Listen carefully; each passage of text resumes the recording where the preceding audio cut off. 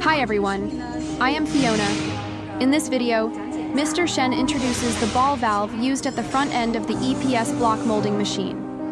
This ball valve is designed with a matched valve body and valve seat, ensuring accurate fitting and reliable sealing during operation. In the event of an air supply or power failure, the valve can still be manually opened using a handwheel. This feature is not common in standard ball valves and was specially added based on customer requirements, allowing manual operation even when air or power is unavailable. Although this function is not an industry standard, we are able to customize the valve according to customer needs, providing a more complete and practical configuration for specific applications. This section is also equipped with an air filtration and lubrication system.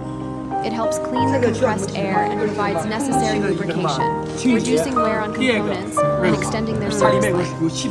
The built-in air-water separator effectively removes moisture from the compressed air, ensuring that only dry air enters the system, which greatly improves operational stability and reliability. For more information about the EPS machine and EPS mold, please contact us by email or mobile phone. We will be happy to answer your questions. See you in the next video.